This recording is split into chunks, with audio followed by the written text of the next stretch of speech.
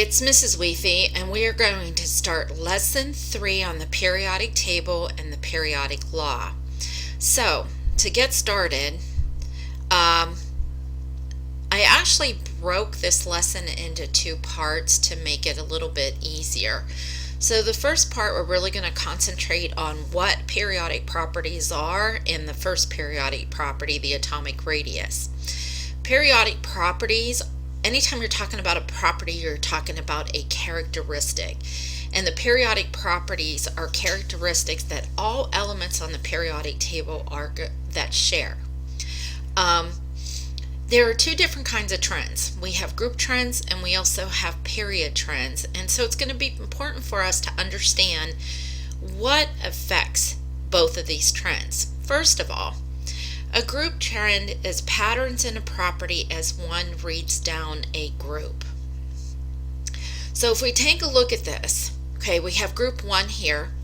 And so we have, if we read down the group, we see lithium and sodium and potassium and so forth. There are two factors that affect group trends. The first one is the attraction between the nucleus and the valence electrons. So as you go from one energy level, so we see here lithium has electrons in the second energy level, to the third energy level, to the fourth, you're increasing the distance between the nucleus and those valence electrons, and that weakens the attraction. The second factor that affects group trends is what is called electron shielding. That is when you have inner shell electrons that block the attraction between the nucleus and the valence electrons. So what does that mean? Let's take a look at this configuration. Let's say that, like right here, this would be the nucleus. And this is our electron configuration for for rubidium. No, it wouldn't be. It would be for strontium because we have a 5s2. All of these electrons that you have right here, up to the 4p6, this is what we call the inner shell electrons, because they are in those energy levels that don't include the valence electrons. These are the outer shell, okay, or highest energy level electrons. These are our valence electrons in the 5s2. So it's these electrons that are going to be available for bonding. That is what is going to affect our group trend. So all of these electrons that we have from the 1s2 up to the 4p6 are going to shield or block the attraction between the nucleus and the valence electrons. That is what is called electron shielding. So let's take a look at this, a diagram, if you would. Each one of these circles, okay, represents an energy level. So this would be the first energy level. The outer circle would be the second energy level. Here we have 3 energy levels, 4 energy levels. And you can see that every time you add on an energy level, you're increasing the distance between the nucleus and that highest energy level. That's going to weaken the attraction between the nucleus and the valence electrons. And that is going to affect whatever periodic property we're going to be concerned about. Our next kind of trend that we have is called a period trend. And a period trend is a pattern in a property as one reads across the period. So I have period 2 right here. This is lithium, beryllium, and 2s, and then across we have the 2p.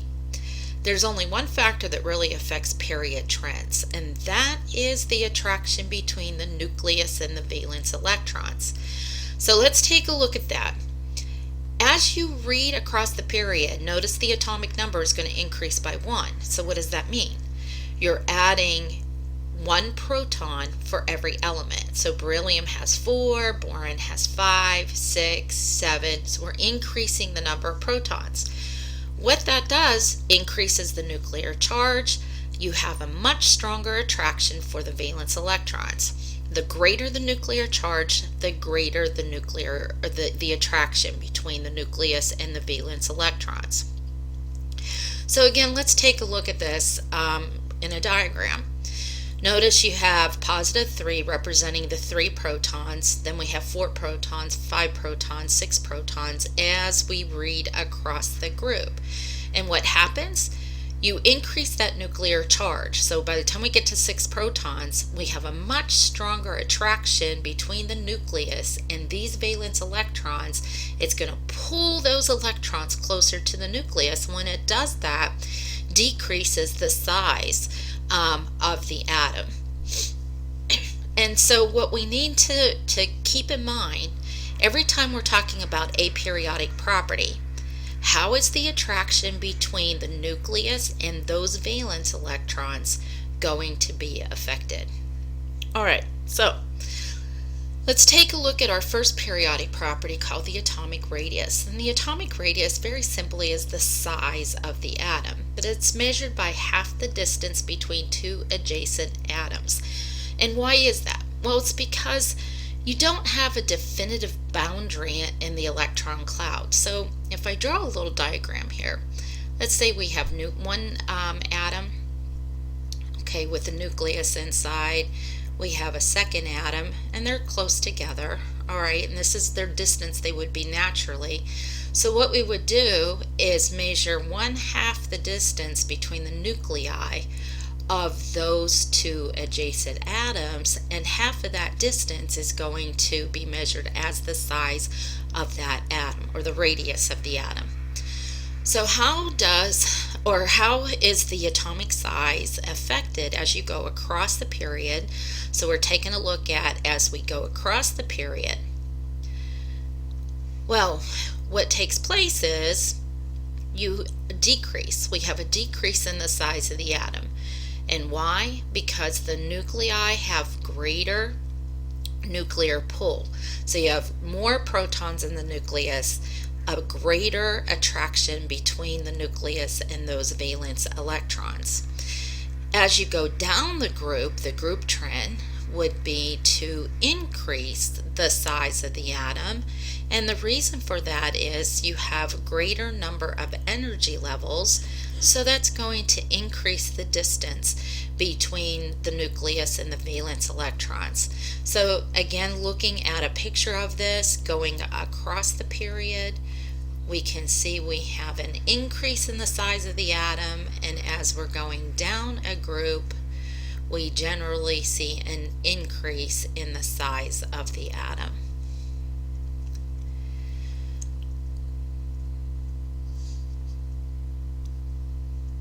Okay, and that is it for part 1 of lesson 3.